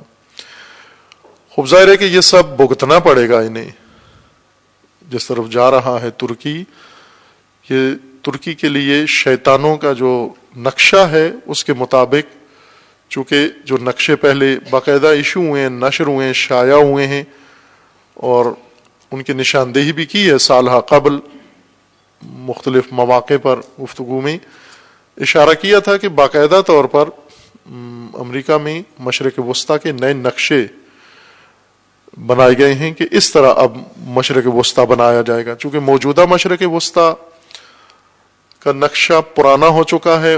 یہ دوسری جنگ عظیم کے بعد کی صورتحال کے لیے بنایا گیا تھا، یہ سیٹنگ، کہ کون سا ملک کہاں ہو، کتنا بڑا ہو، کون سا خاندان کس جگہ ہو اور کیا سسٹم ہو۔ یہ نقشہ فوراً دوسری جنگ عظیم کے بعد ترکی میں عثمانی خلافت کو توڑنے کے بعد، عثمانی حکومت توڑنے کے بعد یہ نقشہ بنایا گیا تھا مشرق وسطیٰ کا، جو اس زمانے کے لیے ٹھیک تھا اور کامیاب تھا، اور جتنے اہداف برطانیہ نے اور امریکہ نے چاہے وہ انہیں مل گئے۔ اب انہوں نے نئے مقاصد متعین کیے ہیں، نئے مقاصد کے لیے اس نقشے میں تبدیلی کی ضرورت ہے، شطرنج کی بساط کو بدلنے کی ضرورت ہے، لہذا اس کے لیے مشرق وسطیٰ کے نئے نقشے کے مطابق ترکی کو بھی تقسیم ہونا ہے، سعودی عرب کو تقسیم ہونا ہے، عراق کو تقسیم ہونا ہے۔ جو ابھی ایک امریکی مندوب نے، جو اقوام متحدہ میں ایک عرصہ دراز تک مندوب رہا ہے امریکہ کا، جان والٹن، اس نے بیان دیا ہے کہ ہمیں ایک عراق کے اندر ایک اور ملک بنانے کی ضرورت ہے، اور داعش کو وہاں پابند کر دیں، اس ملک کے اندر عراق کا ایک حصہ کاٹ کے اس کو ہم تکفیرستان، اس نے سنیستان کہا ہے امریکی مندوب نے، اقوام متحدہ کے اندر امریکی مندوب نے یہ کہا ہے۔ اب توجہ کریں کس طرح بے شرمی و بے غیرتی کے ساتھ ایک ملک کے بارے میں اتنی واضح بیان دیتے ہیں کہ ہم عراق کو تقسیم کریں، کاٹیں، اور اس کا ایک ایسا سنیستان بنائیں، اور اس کے اندر داعش کو وہاں ختم نہیں کریں، دھکیل کے وہاں کہیں کہ تم یہاں اسی ملک کے اندر تم نے رہنا ہے، یعنی تکفیرستان کے اندر رہنا ہے۔ اس قدر سری باتیں کر رہے ہیں کہ عراق کو کاٹنا ہے، عراق تین ملک بننے چاہیے، کردستان بننا چاہیے، شیعستان بننا چاہیے، سنیستان بننا چاہیے، سعودی عرب کو تقسیم کرنا ہے، پاکستان کو تقسیم کرنا ہے۔ یہ باقاعدہ اسٹریٹجی ہے جو انہوں نے اعلان کی ہے، نشر ہوئے ہیں یہ ان کے بہت سارے میگزین میں، بہت سارے اپنے نشریاتی اداروں میں، اس کو انہوں نے عام کیا ہے، یہ ان کے پلاننگ ہے، اور اسی کے تحت شروع ہیں کارروائیوں میں، اور ترکی اس کا ایک ہدف بنے گا۔ سخت دن دیکھنے پڑیں گے ترکی کو، چونکہ جس حد تک لے آئے ہیں ترکی کے موجودہ حکمرانوں کو، ان کے لیے واپسی اب مشکل ہوتی جا رہی ہے، یعنی وہ ضیاء الحق کی راہ جاری رکھتے ہوئے یہاں تک آ پہنچے ہیں۔ سوریا کی صورتحال اس وقت اپنے اس پوائنٹ پہ پہنچ چکی ہے جہاں اب فیصلہ کن کوئی نشست کر کے اس کے اندر سوریا کے مسئلے کو، جیسے پہلے بھی اشارہ کیا تھا، رائے حل ان کی طرف سے رائے حل ہے، لیکن در حقیقت شاید سوریا کے لیے مناسب نہ ہو۔ صرف استقامت حزب اللہ اور ایران دکھا رہے ہیں جو ان کے رائے حل کو قبول نہیں کرتے اور اصرار ہے کہ سوریا کے عوام جو رائے حل یا جو انتخاب کریں وہ رائے حل ہے. باہر کے اب یہ جو کچھ ہو رہا ہے اس وقت سوریا میں یہ مذاکرات سے پہلے کی تیاری ہے. مذاکرات سے پہلے کی تیاری یہ ہوتی ہے کہ جتنی لٹھ مار سکتے ہو مارو، جتنا علاقہ قبضے میں کر سکتے ہو کرو، تاکہ جب ٹیبل پہ بیٹھو تو آپ کے پاس کافی مواد ہونا چاہیے، مٹھی آپ کی بھری ہوئی ہونی چاہیے، تاکہ وہاں زیادہ سے زیادہ بارگیننگ کر سکو اور زیادہ سے زیادہ لین دین کر سکو. یہ اس وقت سوریا کا مسئلہ باقی محاذ کسی حد تک ٹھنڈے ہیں اور سوریا کا محاذ زیادہ اس لیے گرم کیا گیا ہے تاکہ اس کے اینڈ کی طرف جانا چاہ رہے ہیں، مایوس ہو کر، البتہ ناکام ہو کر و نا امید ہو کر. چونکہ انہوں نے سوریا میں حملہ شروع کیا تھا ایک ہفتے کے وعدے پر کہ ایک ہفتے کے بعد یہاں تکفیرستان بن جائے گا، اور پھر ساتھ ہی فوراً عراق اور ساتھ ہی لبنان، اور اس طرح ایک بڑا تکفیرستان بنے گا جو ان کی ایما پر حکومت کرے گا. لیکن وہ ساری تدبیر، جس طرح اللہ کا فرمانا ہے مکروا و مکر اللہ، یہ تدبیر کرتے ہیں شیطان، اور اللہ کی بھی تدبیر ہے، اور اللہ کی تدبیر کے سامنے ان کی تدبیر ناکام ہے اور ناکام ہوگی انشاءاللہ. جو اہم رویداد درپیش ہے وہ 40 ہے. حضرت سید الشہداء علیہ السلام و شہداء کربلا علیہ السلام کا یہ دن و یہ مناسبت 40 کے عنوان سے و 40 کے عنوان سے. جو عزاداری کا ایک حصہ ہے، اب اس کے تاریخی پہلو الگ حیثیت رکھتا ہے اور اس کا جو عزا کا پہلو ہے وہ الگ حیثیت رکھتا ہے. لیکن اس وقت خصوصاً ان آخری 1-2 سالوں میں، گزشتہ سال اور امسال اور انشاءاللہ آئندہ سال، جو رخ 40 کی عزاداری نے اختیار کیا ہے وہ امید ہے کہ انشاءاللہ باعث بنے گا کہ پورے دنیا میں، جہان میں جو مقصد تھا عزاداری کے قیام کا اور اس نہضت و تحریک کے آغاز کا، خدا کرے انشاءاللہ اسی میں بدل جائے کہ نظر آ رہے ہیں آثار اس طرف رخ و رجحان ہے. عزاداری صرف احساسات کو تسکین دینے کے لیے نہیں ہے کہ سوگوار آدمی ہوتا ہے، غم کی شدت ہوتی ہے، اس شدت کو کم کرنے کے لیے تعزیت کی جاتی ہے، عزا کی جاتی ہے، سوگ کیا جاتا ہے. کچھ لوگ آتے ہیں جس کو ہم یہاں پر کہتے ہیں پرسہ دینا. پرسے کی عزاداری ایک رسم ہے. پرسہ دینا یعنی صاحب عزا سے جا کر اظہار ہمدردی کرنا، اس کو پرسہ کہتے ہیں. اب ہم مثلا کہتے ہیں جی بیوی کو پرسہ دے رہے ہیں، مولا کو پرسہ دے رہے ہیں، یعنی وہ اس غم میں شدت سے نڈال ہیں اور ہم جا کر انہیں تسلیاں دیتے ہیں کہ آپ صبر کریں، آپ گھبرائیں نہیں. پرسہ دینا اس کو کہتے ہیں.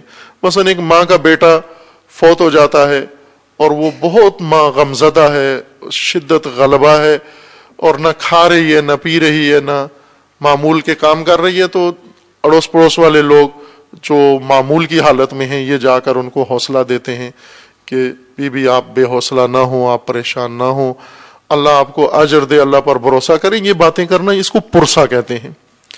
پرسہ پرسش سے ہے، یعنی حال احوال پوچھنا اور تھوڑی حوصلہ افزائی کرنا، تسلی دینا. خوب کیا ہم یہ سمجھتے ہیں کہ ہم زیادہ حوصلے میں ہیں اور بی بی بہت بے حوصلہ ہو چکی ہیں اور ہم جا کر دیں گے حضرت زہرا کو حوصلہ؟ یا حضرت زہرا نے ہمیں حوصلہ دینا ہے، بی بی نے ہمیں حوصلہ دینا ہے؟ یہ پرسہ رسم ہے کہ جن لوگوں کا دکھ کم ہوتا ہے یا نہیں ہوتا وہ دکھیا کو جا کر دلاسا تسلی دے دیتے ہیں. یہ نہیں ہے عزاداری کا مقصد کہ ہم لوگ بالکل نارمل لوگ ہیں اور ہم دیکھتے ہیں کہ ان مناسبتوں پہ بی بی بہت دکھیا ہو جاتی ہیں تو ہم جا کر ان کی حوصلہ افزائی کرتے ہیں کہ آپ صبر کریں اور آپ حوصلہ رکھیں. یہ نہیں ہے مقصد عزا. عزیزان، مقصد عزا اگرچہ عزاداری کی حقیقت روشن ہے خود کلام معصومین علیہ السلام میں. یہ سلسلہ جن ہستیوں نے شروع کیا بعد از قیام مقدس سید الشہداء، تسلسل قیام امام حسین علیہ السلام ہے. قیام امام حسین علیہ السلام رسم نہیں ہے، رزم ہے. کربلا میں بزم نہیں برپا کی سید الشہداء نے، بزم کربلا. مثلا امام حسین علیہ السلام لوگوں کو دعوت دے رہے ہو، او میں کربلا میں ایک بزم برقرار منعقد کرنا چاہتا ہوں، تم بھی شریک ہو جاؤ اس بزم کے اندر. یا او میں کربلا میں ایک رسم آغاز کرنا چاہتا ہوں اور او تم بھی اس رسم میں آ کر شریک ہو جاؤ. سید الشہداء نے واضح طور پر مدینہ سے آخری روز یوم عاشور تک، عصر عاشور تک رزم کی، اور رزم کی دعوت بھی دی. رزم کرنے جا رہا ہوں، نبرد کرنے جا رہا ہوں، مبارزہ کرنے جا رہا ہوں طاغوت کے خلاف، ظلم کے خلاف. عشرہ کی مجالس میں اشارہ کیا تھا آپ مومنین کی خدمت میں، جنہوں نے ان مجالس کو سنا ہے، وہاں یہ نقطہ عرض کیا تھا کہ غور کریں، ہم یزید سے نفرت کرتے ہیں، امام حسین بھی یزید سے نفرت کرتے ہیں. ہم کیوں نفرت کرتے ہیں؟ اس لیے نفرت کرتے ہیں کہ یزید قاتل آل رسول ہے. آل رسول کو کیوں یزید سے نفرت ہے؟ امام حسین علیہ السلام کو کیوں یزید سے نفرت ہے؟ یہ سوال کبھی بھی نہیں اٹھایا اور نہ سوچا ہے. اگر اس سوال اٹھا کے اس کا جواب تلاش کر لیں، پھر عزاداری اور ہم عزادار صحیح جہت میں آ جائیں گے.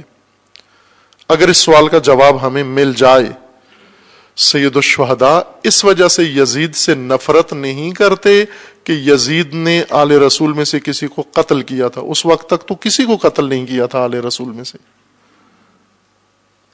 بس کیوں مخالف تھے سید الشہداء؟ کیوں دشمن تھے یزید کے؟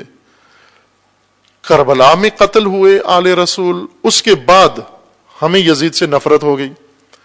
بعض شعراء ہیں کہ لکھتے بھی ہیں کہ اب ہمیں فلاں سے بھی نفرت ہے، فلاں سے بھی نفرت ہے، فرات سے بھی نفرت ہے، فلاں سے بھی نفرت ہے. کیوں؟ کہ آل رسول تشنہ تھے، فرات نے پانی نہیں دیا. اب یہ شاعری ہے. آپ کو آل رسول کو فرات نے پانی دیا، فرات سے نفرت ہو گئی. دجلہ نے پانی نہیں دیا، دجلہ سے نفرت ہو گئی. آسمان نے بارش نہیں برسائی، آسمان سے نفرت ہو گئی. زمین نے چشمہ نہیں اگا بڑا پیدا کیا ابارا، زمین سے نفرت ہو گئی. یہ شاعری ہے. آپ کو جس سے نفرت ہونی چاہیے، نہ آسمان سے نفرت کرو، نہ زمین سے نفرت کرو، نہ دجلہ و فرات سے نفرت کرو، نہ دریاؤں سے نفرت کرو، نہ ہواؤں سے نفرت کرو. اللہ نے یہ نفرت کی خاصیت ڈالی ہے، یہ ہدیہ خدا ہے. یہ نفرت اس کی طرف متوجہ کرو جس کی طرف خدا کہہ رہا ہے، عدو کی طرف، دشمن سے نفرت کرو. اگر نفرت بانٹ دی زمین و آسمان کے اندر، زمین سے نفرت، آسمان سے نفرت کر لی، تو پھر ظالم سے کون نفرت کرے گا؟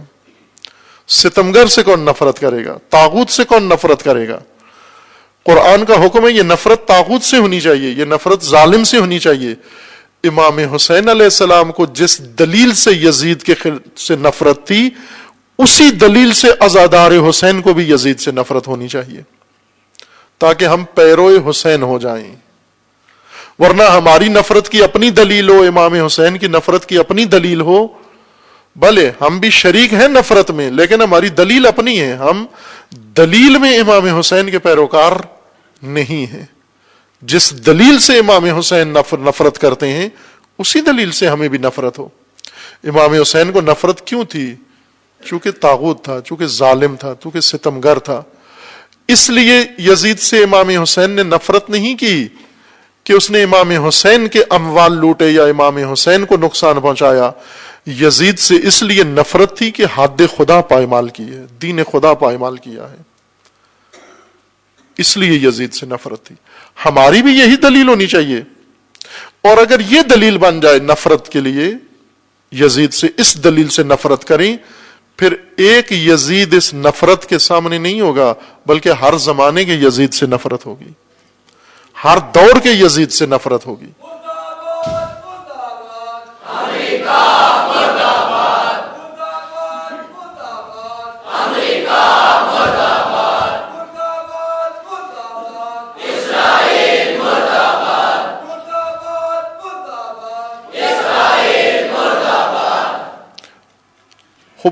عزاداری کو سید الشہداء نے اور وارثان سید الشہداء نے، ثانی زہرا نے، امام سید ساجدین علیہ الصلوۃ والسلام نے یہ جہت دی، کربلا کو جہت دی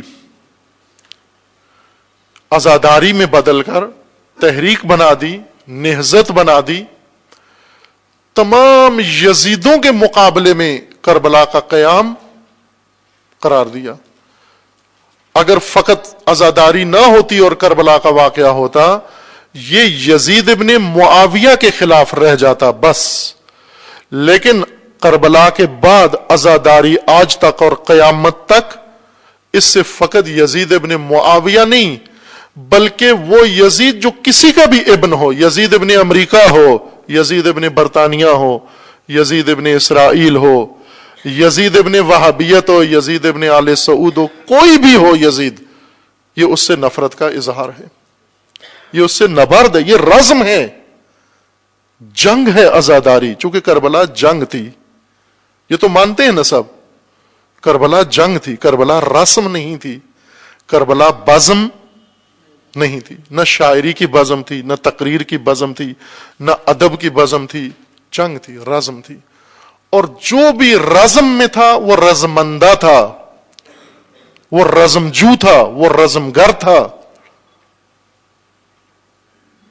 جو بھی وہاں تھا وہ رزمندہ تھا، 6 ماہ کا بچہ وہ بھی وہاں پر رزمندہ تھا، وہ بھی رزمجو تھا، رزم میں شریک تھا۔ اگر کوئی بی بی تھی، مخدرہ تھی، خاتون تھی، وہ بھی رزمندہ تھی، وہ بھی جنگجو تھی وہاں۔ اگر کوئی بوڑھا تھا وہ بھی جنگجو تھا۔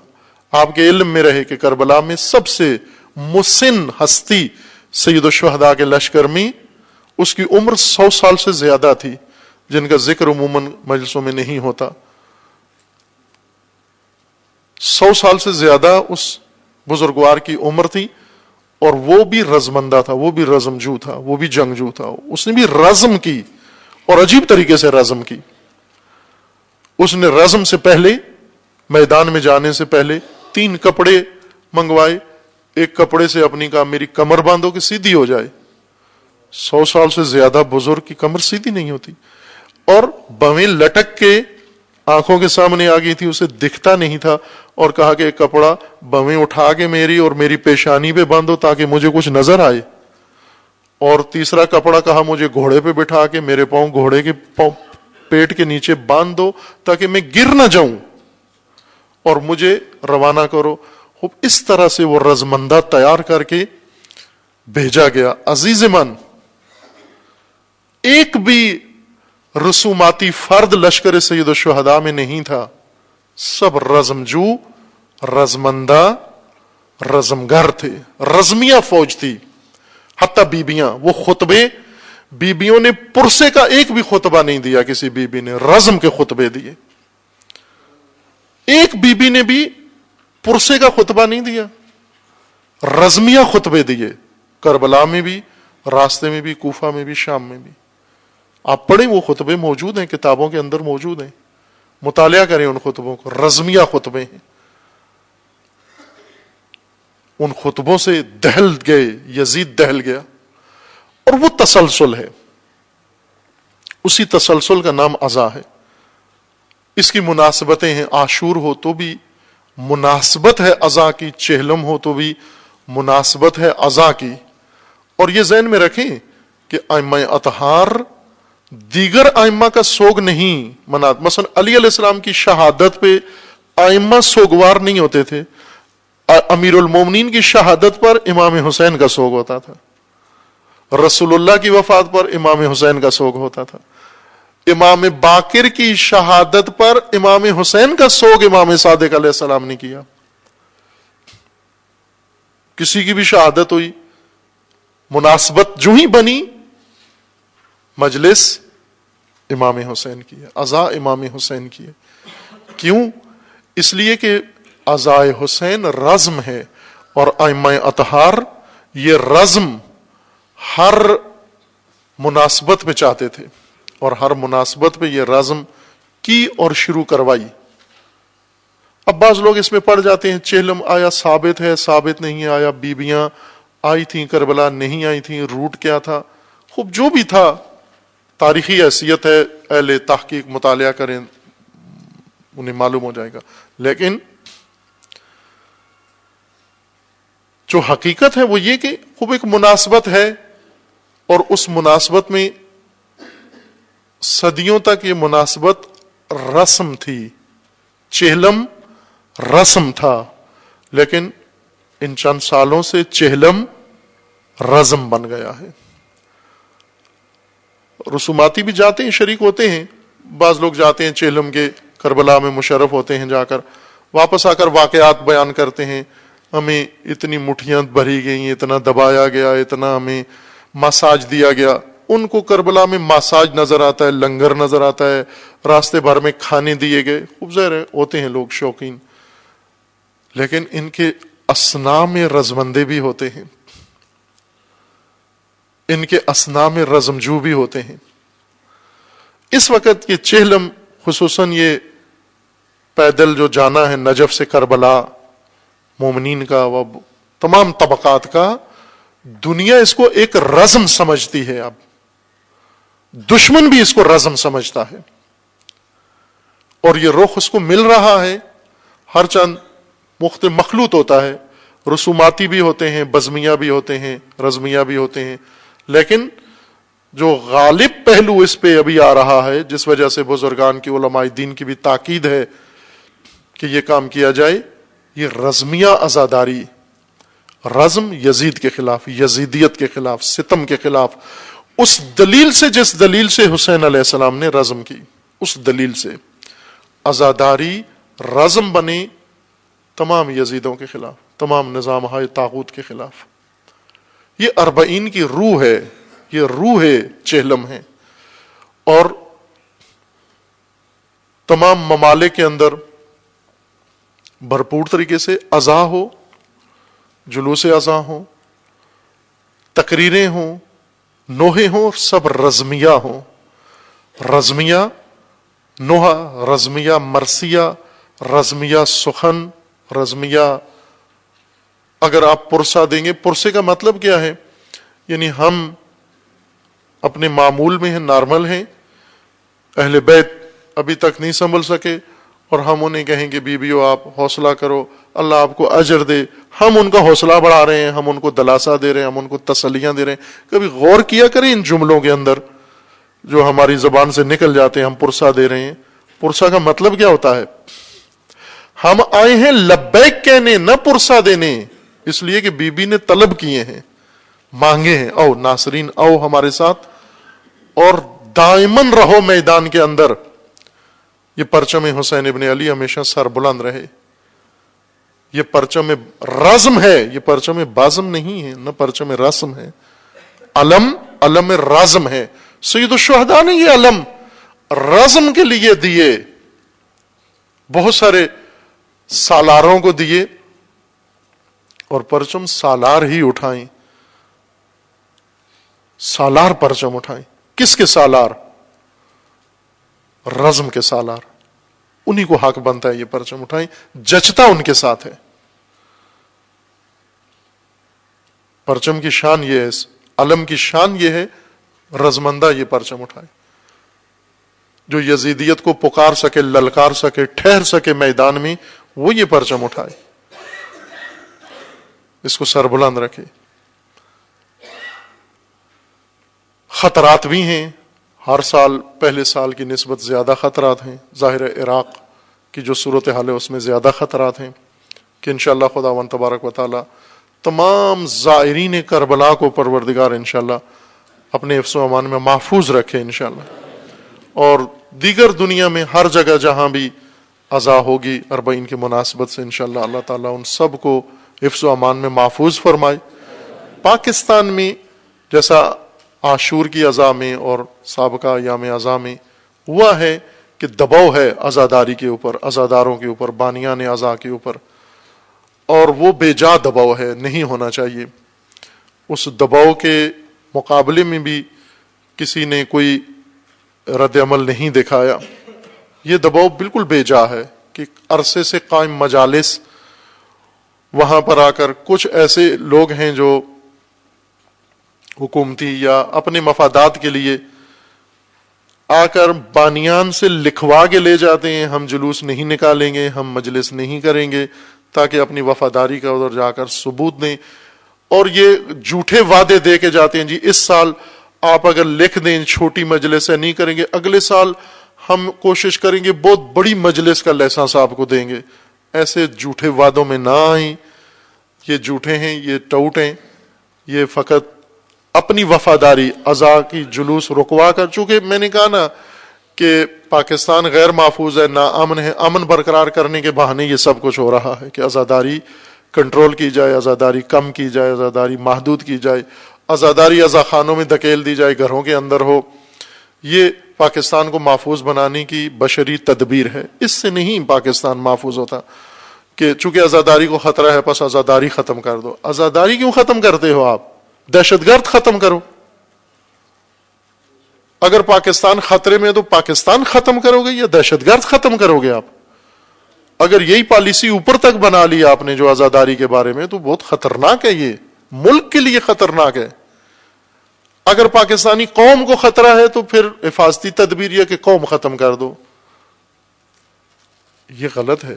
عزاداری کو اگر خطرہ ہے تو عزاداری کو محفوظ بناؤ، محفوظ بنائیں خود عزادار. محفوظ بنانے کا ایک طریقہ یہ ہے کہ سب شریک ہوں. ظاہر چیلم کی چھٹی نہیں ہوتی، نہ جائیں آپ دفتروں میں، چیلم کے روز نہ جائیں. تمام مومنین جہاں مجالس ہو رہی ہیں، جلوس ہو رہے ہیں عزاداری کے، اس دن خود چھٹی کریں. یہ آپ کا خوب بے شک تنخواہ کٹتی ہے، مشکل ہوتی ہے، کٹ جائے ایک دن کی تنخواہ، اس سے کیا حرج ہے. آپ ویسے بھی شادیوں کے لیے، بچوں کے لیے اور اپنے تعلقات کے لیے تو کرتے ہیں، چھٹیاں کرتے ہیں جب جی میں آتا ہے.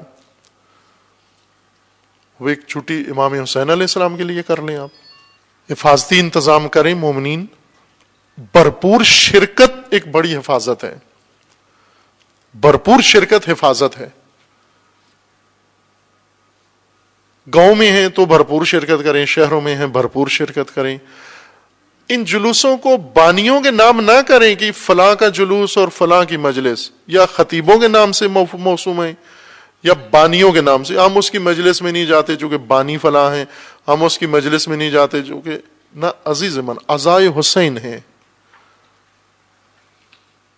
عزاداری امام حسین ہے اور تو عزادار امام حسین ہے. یہ نہ دیکھ کون کرا رہا ہے کون کر رہا ہے. جہاں بھی اگر آپ کے شہر میں ایک نمائندہ عزاداری ہے اس میں شریک ہو جائیں. لائسنس کسی کے نام پر بھی ہے، اس کی پرواہ نہ کریں آپ. اور گھروں میں ٹی وی پر بیٹھ کر مناظر دیکھنا عزاداری میں شمار نہیں ہوتا. انٹرنیٹ سے کلپ دیکھ لینا عزاداری شمار نہیں ہوتی. باقاعدہ فزیکلی شرکت کرو، جاؤ، بچوں کے ساتھ جاؤ، خانوادے کے ساتھ جاؤ، تاکہ عزاداری اس جہت میں جائے جس جہت کے لیے سید الشہداء نے قیام کیا تھا. قیام اور عزاداری کا رخ ایک ہو جائے. قیام کا رخ رسومات کی طرف نہیں تھا، قیام کا رخ فقط بزم کی جانب نہیں تھا، ثواب کی جانب نہیں تھا. قیام کا رخ، قیام کا رخ طاغوت کے خلاف مبارزہ و اللہ کے نظام کی برپائی کا رخ تھا، اس کی طرف رخ تھا. عزاداری کا رخ بھی اسی سمت میں ہونا چاہیے انشاءاللہ. جو کچھ عرض کیا کہ 1-2 سالوں سے بزرگان کی تدبیر سے، رہبران کی تدبیر سے، وہ بالخصوص رہبر معظم، عزیزان ولایت فقیہ نعمت ہے، قانون ہے اللہ کا، نظام ہے خدا کا، ایرانی نہیں ہے. ولایت فقیہ کا نام سنتے ہی پاکستانی کا ذہن ایران چلا جاتا ہے. نہ عزیز من، ولایت فقیہ تشیع کا اسلامی نظام ہے. جو تشیع میں تفسیر اسلام ہے قرآن، وہ ولایت کی بنیاد پر ہے. آپ بھی وارث ہیں، ایرانی نظام نہیں ہے. یہ غلط فہمی اپنے ذہن سے بھی نکالیں، دوسروں کے ذہن سے بھی نکالیں، ورنہ امام رضا ایرانی ہو جائیں گے، امام علی عراقی ہو جائیں گے، دوسرے پاکستان میں تو کچھ بھی نہیں رہے گا. اگر دین سارا رسول اللہ حجازی سعودی عرب کے ہو جائیں گے. رسول اللہ کا نام نہیں لو، کیوں کہ سعودی عرب ہونے کا بلیم لگتا ہے، ایجنٹ ہو سعودی عرب کے. اگر نعت پڑھی رسول اللہ کی اس کا مطلب ہے ایجنٹ ہو تم. قصیدہ پڑھا امام رضا کا، ایرانی ہو جاؤ گے. قصیدہ پڑھا امام علی کا، عراقی ہو جاؤ گے. یہ توہمات ہیں. ولایت اللہ کا نظام ہے، ایرانی نظام نہیں ہے. اللہ کا نظام ہے. اگر ایران میں قائم ہوا ہے تو ایرانی نہیں ہو گیا ہے, پھر بھی اللہ کا نظام. نعمت ہے یہ ولایت فقیہ. عصر غیبت میں اصل ولایت معصوم ہے, ولایت امام ہے, ولایت رسول اللہ ہے, لیکن زمانہ غیبت کبریٰ میں جانشینی و نیابت کے طور پر ولایت فقیہ ہے, جو خود معصوم نے فرمایا کہ ہماری غیبت کے زمانہ میں فقہا ہمارے نائب ہیں, ہمارے امین ہیں. فقہا کو ہٹا دو چونکہ غیر معصوم ہیں, اور خطبہ کو بٹھا دو کہ یہ سارے معصوم ہیں. کس نے پاکستانیوں کو گمراہ کیا؟ فقہا سے, خطبہ نے, ذاکروں نے. خوب یہ گمراہ کرنے والے معصوم ہیں؟ یہ معصوم ہیں جو ان کے کہنے پر فقہا کے مخالف ہو جاتے ہیں, جہلاء کے کہنے پر علماء کے مخالف ہو جاتے ہیں. اگر دو غیر معصوم میں کسی ایک کو چننا ہے تو وہ فقہا بہتر ہیں جہلاء کی نسبت. فقہا کی بات ماننا. ایک شخص نے آ کر, اہل سنت کے تھے مولانا صاحب, وہ آئے اور آ کر کہا جی آپ یہ کرتے ہیں, آپ وہ کرتے ہیں, آپ فلاں کرتے ہیں. مراد ان کی یہ تھی کہ بعض اوقات جو عوام الناس کرتے ہیں بعض رسومات کے نام پر, وہ ان کے چند باتیں تھیں کہ یہ آپ لوگ کرتے ہیں. میں نے کہا بھائی آپ اپنے مذہب کے عالم ہو, اور عالمانہ طریقہ یہ ہوتا ہے کہ علماء کی باتیں عوام کو بتائی جاتی ہیں, حوالہ دیا جاتا ہے عوام کو کہ اے عوام آپ یوں کر رہے ہو, آپ کے علماء یوں کہتے ہیں. آپ الٹ کام کر رہے ہو, علماء کو آ کر عوام کا حوالہ دے رہے ہو, ریفرنس دے رہے ہو کہ آپ کے عوام یوں کرتے ہیں پس آپ ایسے ہو. یہ کب سے علمی معیار بن گیا ہے کہ آپ عوام کے حوالے عالم کو دے رہے ہو؟ عوام کو جا کر علماء کی باتیں بتاؤ کہ آپ کے علماء یہ کہتے ہیں, نہ کہ علماء کو آ کے کہو کہ آپ کے عوام یہ کہتے ہیں.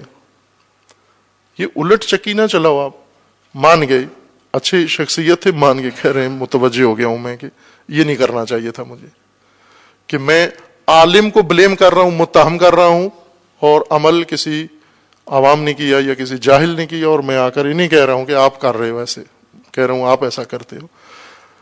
خوب یہ 40 بہت عظیم مناسبت ہے, خصوصاً جو عرض کیا کہ 1-2 سال سے بزرگان دین و رہبران دین کی ہدایت سے ہو رہا ہے. انشاءاللہ یہی سلسلہ بنے گا آگے, اور یزیدیت زمانہ نابود ہوگی انہی اعضاء کے کاروانوں کے ذریعے انشاءاللہ. سب سے پہلے تکفیری لشکر نابود ہوگا انشاءاللہ, اور پھر ان کی پشت پر جتنے حامی ہیں وہ سارے انشاءاللہ اسی لشکر اعضاء سے کے ہاتھوں انشاءاللہ فی النار ہوں گے. اور اس وقت دل زہرا ٹھنڈا ہوگا, اس وقت دل ثانی زہرا ٹھنڈا ہوگا, جب یزیدیت سرنگون ہوگی و ذلیل ہوگی و رسوا ہوگی, اس وقت بیویوں کا دل ٹھنڈا ہوگا. اگر چاہتے ہو زہرا و اولاد زہرا کو تسلی دینا تو ان کی تسلی عزیز من ان کاموں سے ہوگی, اور وہ راز بھی عزاداری کے اندر ہے, بشرط کہ عزاداری کو درست روح کے ساتھ انشاءاللہ بجا لایا جائے. تو آگو ہیں خداوند تبارک و تعالیٰ کی بارگاہ میں, اللہم بحق اسمک العظیم الاعظم الاعز اجل الاکرم, یا اللہ یا اللہ یا اللہ یا اللہ یا اللہ یا اللہ یا اللہ یا اللہ یا اللہ.